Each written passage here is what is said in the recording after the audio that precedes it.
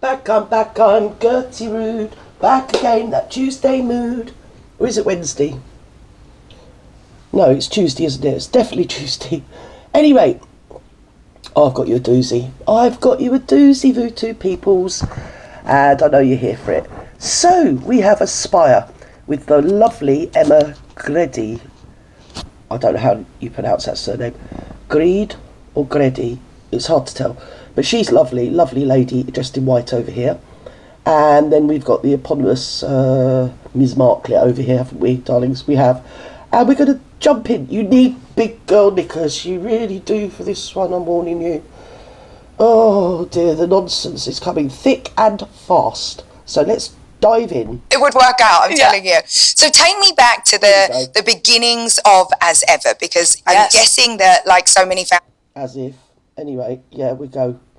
founders, you've been trying to get this business off the ground for a while. It's finally launched and to much fanfare. Oh, goodness. So I'd love to know, I want to understand, like, how did it start? I knew that I wanted to put something in the world, and for Rory, tell me a story. Right, here we go. years, I mean, we've been out here for 5 years now, really trying to decipher what do I want to share? Mm-hmm. What do I authentically, organically want to share, and how... She authentically, orgasmically wants to share something or other. Something, it gets worse. I'm warning you, ladies. I'm warning you. Oh my God, it's insufferable. Anyway, we're going to dive in together. We're going to do it. We're going to gird our loins. All loins should be suitably girded and probably tenor-laded, to be fair, with a handy receptacle for anything that might come from the mouth sort of orifice. In other words, vomit-inducing. Yeah. So I haven't watched it all. I've watched about 5 minutes of it, and it was enough for me. If I'm honest, it was enough for me. Translate that, and you know, truth be told, I had just been making a lot of jams and preserves at home and sharing them as holiday gifts. So when somebody starts a sentence with "truth be told," you know it's going to be a load of old hooey. Right, let's go. With a lot of friends. Yeah, a lot of friends. And it was one morning, beginning of the new year. Janitor. So many friends at the same time had texted saying, So many friends. I don't know what it is, but your jams just make me so happy. What's she putting in that jam, Vutu peoples? What's going in that jam? Because she's making this jam, and it's not jam, because we've already established it's not jam. It's fruit syrup. And it's making people happy, darlings. And they're in California. Can we draw a conclusion? You know? Can we get two strings and probably pull them and come to an even sort of keel on this? Can we arrive at the same destination? Is this a happy jam? I think it might be, Vutu people. I think it might be. And I think I know somebody that's been taking far too much of the happy jam. Maybe that's the thing, because I do believe it was probably more obvious to a lot of people that I would get into fashion or beauty.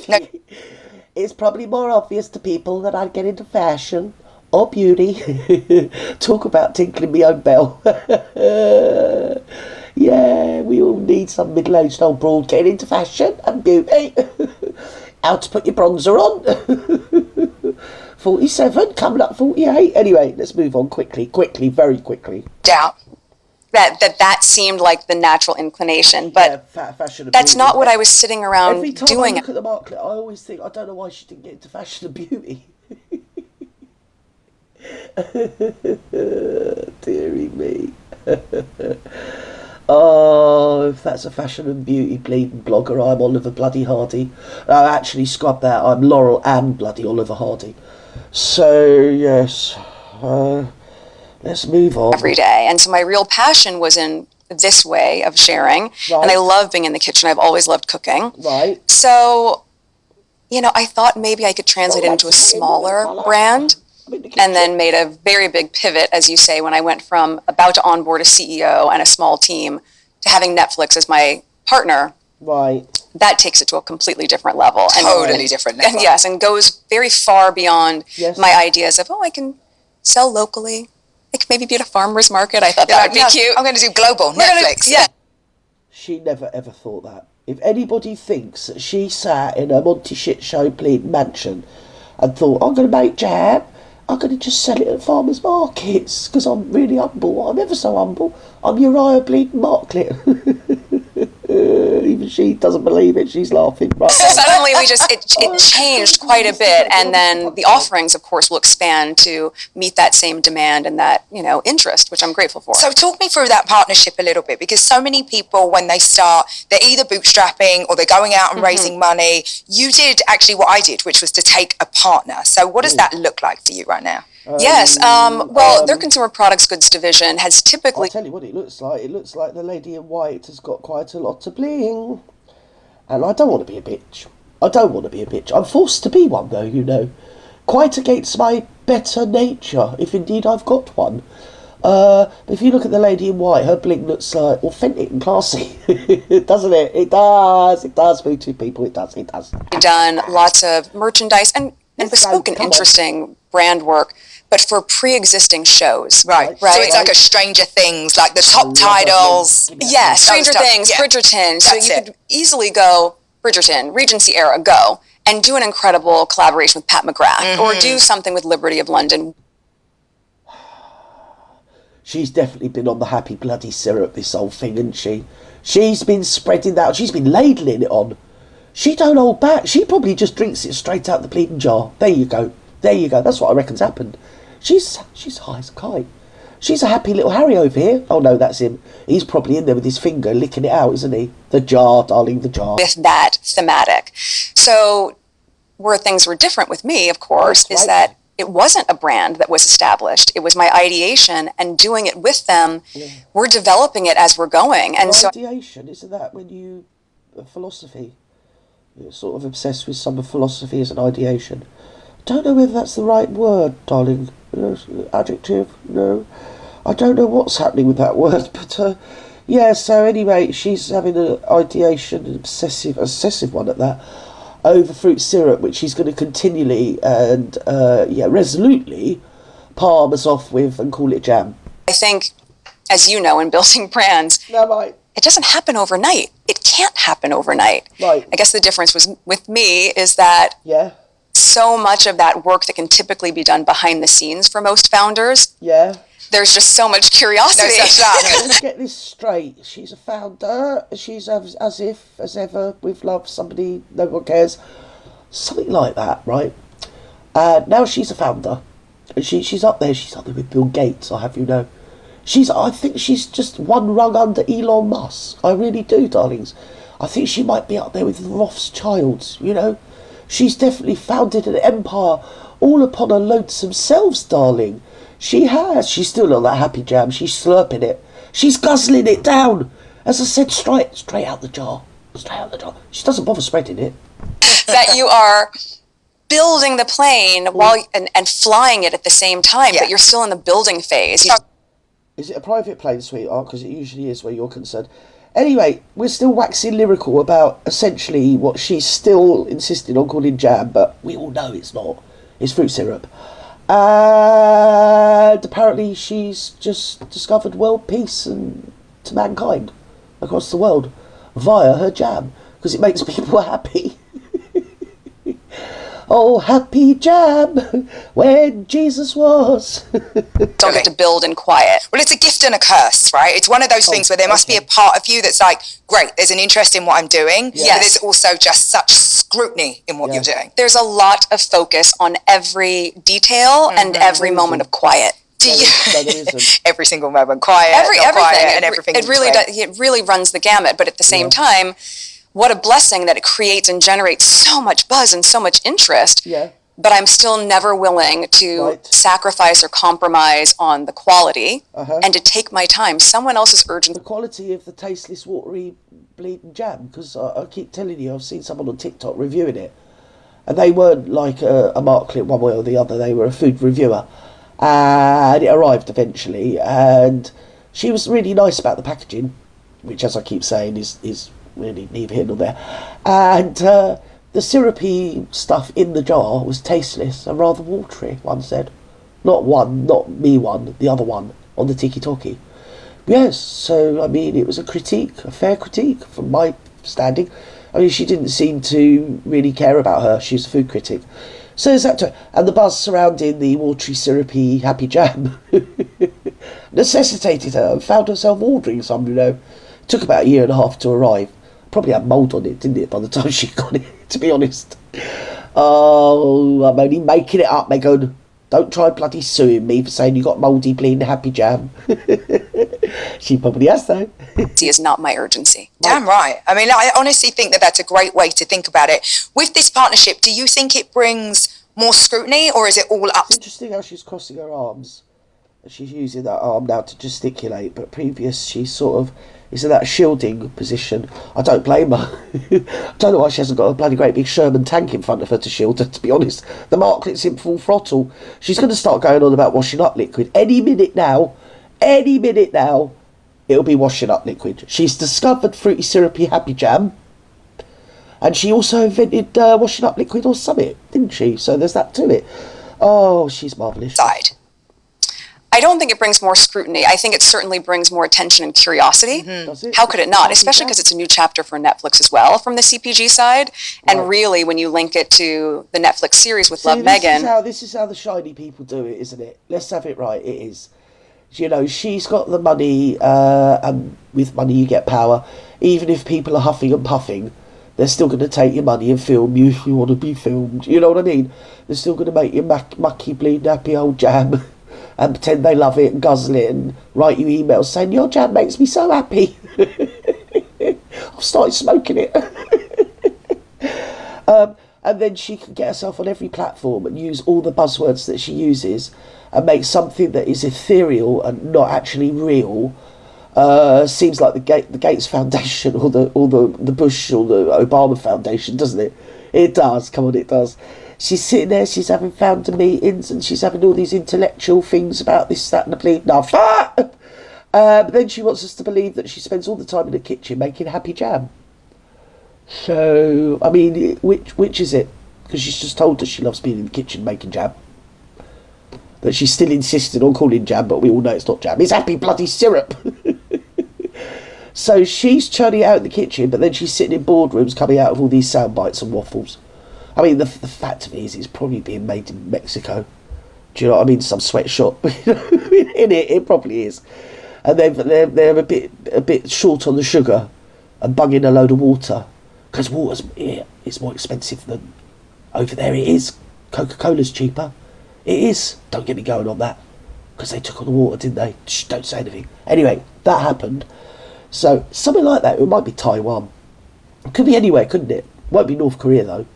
Let's hope it's not Iran. Because it might come sort of glowing now. Don't be buying the happy jam, it's glowing. Anyway, move on. It is where content and commerce can meet. Yes. In a really unique way. So I think with season 2 coming up, we've been able to really maximize that opportunity also. It wasn't season 2. We all know what happened, as if with Love over there, I'm here, she's there. Whatever that bleeding old load of old hooey on Netflix was called, that nobody cares about. And I had to review every last one. Well, I didn't. I just skipped through the transcript. But there's that to it. Oh my God, it was so tedious. It really was. I had quite a lot of fun doing a review about it, though, writing a review for my community page. I do believe it's there. Probably about 3-4 months ago now. But yes, it's funny, and I might have to do another one. But she's made... Oh, Babs is off. Yes, I'm sorry, Babs. We're discussing the Marklicious. Stop it. We already know that what happened was Netflix filmed a load of her old hooey. Can you imagine? And then lopped off some and put them out later, which is... The second season's coming up. Well, it is, and it's just left over from the first so-called season. But she's rewoven it and using her usual cunning ways that she does. And the narrative is, oh, this is season 2. Well, no, it's just the leftover episodes for season so-called 1 that is still season 1. Anyway, let's go. Please don't give us any more of those stupid programmes, because I can't, with the sprinkly, bleeding, dried old leaves everywhere. I can't be doing it. I can't. And look at what I'm making in season 2 and see that reflected and complementary in what the brand has an offering. And how are you really thinking about that? Because obviously the brand will live in between the show. It's going to live while the show, if the show doesn't continue, it'll just, I'm assuming. The brand's sold out, darling. Are you keeping up? Are you keeping up with everything? Because the brand is sold it out, my sweet. It really has. It's gone. They've shelved that. I don't know when you filmed this, but it only came out like yesterday. That the brand just continues to grow. Of course. So how are you actually thinking about that partnership? Because I know when I started, that initial partnership that you do in business, you know, you can get it really right, you can get it really wrong. God knows I got it wrong enough times. Oh my goodness. Yeah, because you know what, certainly for me, there was such a sense of desperation to just get something done that the first person that was like, hey, we believe in you, I was like, great, me too, let's go. And there were parts of it that were good and parts of it that, you know, let's say I had to learn from a little bit. But when you look at this partnership, because it is pretty untraditional in that way, right? You're launching a brand with your content partner. So I wonder where does the brand live? How are you working together? Who does what? Is that all? The brand doesn't live, darling. It's a sort of a not entity, it's an unentity. Most of it is in the Marklet's imagination. And she's got happy, syrupy, fruity stuff. That's all we know. And the rest of it is just words. It's lots of words, in no particular order, all of which sound very baffling. And I think you have to live in California before you understand what they're even then. I don't think even the most valley of valley girls would understand her waffle anyway, because it is designed to deceive, isn't it? Let's have it right. It is. It's designed to make an acorn look like a massive oak tree, and it isn't. It's very much not even an acorn. You know, like pre-figured out, or are you just working it out as you go along? Well, I think what's different than what you're saying is your initial experience is that we've been in partnership with Netflix for 5 years already. My husband and I, so there's familiarity and there's comfort, and while that was just on the content side, not on the commerce. Right, when you say your husband and I, yeah, you both signed a thing with the nitty pickies, didn't you? But we have a very large dearth or want of the Barry Barrington in anything to do with the flicky flicks. It's usually you and a couple of minutes of him, isn't it? Let's have it right, it is. Because I suppose if you were filming the Barry Barrington going around the place in Botswana saving elephants, whatever he does, I don't know what he does. Does he save children, sent to Bali? Oh no, don't talk about that. Or maybe going over to the African parts to help preserve the ecology and, oh no, don't. Here, let's not talk about that either. But just say he was doing something useful. Maybe like grooming penguins in the Antarctica. Actually, no, don't let him there either, when I think of it. So, because you know the Todge thing will come up again. Well, it probably won't. That'll be the problem. It won't. And he'll get the old oil of you layout and start lathering up, won't he? He will be lathered. So, no, don't send him to the Antarctica. But say there's somebody in the world that he could actually do something useful. Maybe what McDonald's drive-through. Just say. It could be a bit taxing for him. Then probably people would watch it. Well, I'd definitely watch Barry Barrington on the McDonald's drive-through. That'd be hilarious. But this little madam, and her happy syrupy fruit juicy stuff that she's slurping, guzzling down out the jam jar, not so much. These are relationships and friendships now. Right. So though I'm working more so with the other building of Netflix, it's still the same group of people. It's still the same points of contact that I can reach out to. I love. Yeah, they still don't like you. I mean, what did he say about you, pair of grifters? Or was that Spotify? Pretty sure it was the Nitty Vickies. Having a friendship and a nice rapport with Bella. Bella Bajaria has been such a champion of both the series and of this brand. And she name dropping one of their girlfriends or wives that no one cares about or even knows the name. How reminds me of Lady C. She does that. She knows all the best people, you know. I know this very, very important person named Lady Joyce Margaret, somebody about to literatize Mongolia by sea, you know, and like nobody's heard of her. Nobody's heard of these people, you know. You're just like, okay. And they've got more in common than different. Anyway, let's go. You know, it was only from me sending her fruit baskets and jams and whatnot that she said, this is a show. This is good stuff. You have to do a show. So I think that changes it because it's not as though you're jumping in with people that you don't know, which a lot of founders, I think, to your point, if they are looking for partnership, for capital. Listen, if you're making a load of syrupy bleeding jam in your kitchen, it's kind of stretching the envelope, isn't it, to call yourself a founder or a flounder or whatever it is you're calling yourself. You're basically in the kitchen putting some fruit, in like with some sugar, water, heating it up a bit, dissolving it all down, cooling it off, putting it in a jam, putting in a load of totally unnecessary packaging, charging about 38 quid plus shipping, making a couple of quid, which will then justify you getting on every platform you can find yourself on, talking about how marvellous you are with your fruity syrupy thing.